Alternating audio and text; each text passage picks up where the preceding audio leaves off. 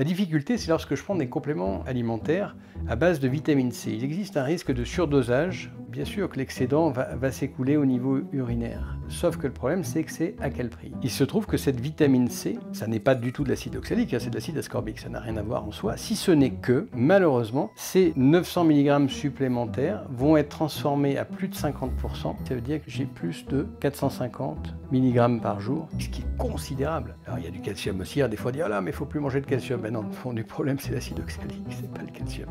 Voilà. Docteur Dufournet, bienvenue sur la chaîne si vous êtes nouveau. Cette vidéo fait partie d'un ensemble de vidéos qui étaient initialement réservées à mes patients que je voyais notamment en téléconsultation. Elles leur sont toujours destinées, bien entendu. Toutefois, suite à certaines demandes, je les mets en ligne en public, donc accessible par tout le monde. Petit avertissement donc, avant de commencer cette vidéo fait donc partie des vidéos un peu techniques qui étaient initialement destinées à préparer une téléconsultation ou à faire suite pour un travail autonome avant et ou après la téléconsultation. Un mot sur les compléments alimentaires ou suppléments un peu tout en un où il y a plein de choses dedans. Attention au surdosage, d'autant que vous pouvez avoir plusieurs vitamines dans un complément, puis un autre encore avec plusieurs vitamines, donc tout ça se cumule et vous risquez le surdosage. Par ailleurs, il peut y avoir des formes inactives, dont je vous ai parlé dans une vidéo dédiée, ou des formes artificielles potentiellement toxiques comme la cyanocobalaminine, qui est un cas particulier de B12. Il faut s'intéresser également au surdosage et à certains compléments d'origine végétale. En surdosage, je vais prendre un exemple qui est un exemple très courant, qui est celui de la vitamine C, qu'on appelle aussi acide ascorbique. Cette vitamine C, on l'a vu, elle est présente autant chez le végétal que chez l'animal, voire même moins dans la plupart des végétaux, mais en quantité quand même très importante, ce qui fait que l'on peut très bien avoir l'intégralité de ces apports en vitamine C en ne mangeant que des plantes, aucun problème là-dessus. La difficulté, c'est lorsque je prends des compléments alimentaires à base de vitamine C. Il existe un risque de surdosage, en effet, parce que cette vitamine C, les besoins quotidiens sont de l'ordre à peu près 30 mg à 60 mg, exceptionnellement 80 mg. Voilà. Donc, 30 à 60 mg, c'est ce dont nous avons besoin. Alors, plus on est dans un régime pauvre en glucides, on est plus autour de 30, voire peut-être moins. Et quand on a un régime alimentaire qui contient plus de glucides, comme les recommandations actuelles qui sont le contraire du cétogène, donc là, on est plutôt à 60, voire 80 mg. Voilà. Donc ça, ce sont nos besoins. Toutefois, lorsque l'on prend de la vitamine C, souvent on prend des centaines et des centaines de milligrammes. Une dose très courante, c'est 1000 mg. Donc si on fait une supplémentation de l'ordre de 1000 mg, c'est-à-dire 1 gramme, eh bien on va avoir un excès. Et ce qu'on nous dit, c'est « mais aucun problème, c'est une vitamine qui est soluble dans l'eau, elle est hydrosoluble, elle va s'écouler dans les urines tout simplement, au niveau du rein ».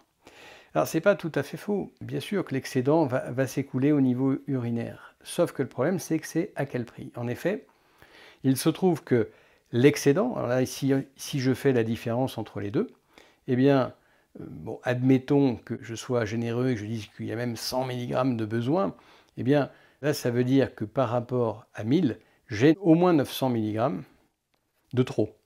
Et là, c'est une dose par jour, j'entends. Donc, 900 mg par jour. Et donc, 900 mg par jour, il va falloir que je les élimine. Et donc, effectivement, ils vont passer vers les urines et être éliminés. Le problème, c'est qu'avant de passer au niveau des urines, eh bien, ça reste dans le sang un certain temps et c'est transformé notamment en quelque chose de toxique qu'on appelle l'acide oxalique. Cet acide oxalique, qu'on appelle parfois oxalate, on l'appelle aussi parfois sel d'oseille. C'est une substance que nous ne fabriquons pas normalement, en tout cas à des doses quasiment indétectables. C'est un déchet et qui est par contre fait en grande quantité par les plantes, pour différentes réactions chimiques, mais aussi probablement pour les protéger, parce que ça fait des aiguilles très pointues, en fait. C'est des cristaux d'acide oxalique qui vont se déposer, parfois sous forme, comme ça, un petit peu anarchique, parfois sous forme de soleil, quasiment, comme c'est le cas dans l'os, et qui va enclencher une irritation et une destruction de l'os, donc qui va entraîner une ostéoporose. J'ai des vidéos où j'en parle, des dangers de l'acide oxalique, que ce soit sur la thyroïde, l'hypophyse, le sein, etc., c'est quelque chose de très dangereux, ces cristaux d'acide oxalique. Et donc, il se trouve que cette vitamine C, ça n'est pas du tout de l'acide oxalique, c'est de l'acide ascorbique, ça n'a rien à voir en soi, si ce n'est que, malheureusement, ces 900 mg supplémentaires vont être transformés à plus de 50%, plus de la moitié, en acide oxalique. Ce qui veut dire, si je fais un simple calcul ici, ça veut dire que j'ai plus de 450 mg par jour d'acide oxalique, ce qui est considérable, absolument considérable. En fait, dans la pratique, j'en ai certainement beaucoup plus que ça. Et ça se fait de façon un peu spontanée. Et cet acide oxalique, qui est tout à fait soluble dans l'eau, effectivement, c'est lui qui va être éliminé par le rein, dans les urines. Et il peut d'ailleurs entraîner des calculs rénaux. Et 80% des calculs rénaux, qu'on appelle des lithiases urinaires, sont faits à base d'acide oxalique. Voilà. Alors il y a du calcium aussi, des fois on dit « Ah là, mais il ne faut plus manger de calcium ». Ben non, le fond du problème c'est l'acide oxalique, c'est pas le calcium.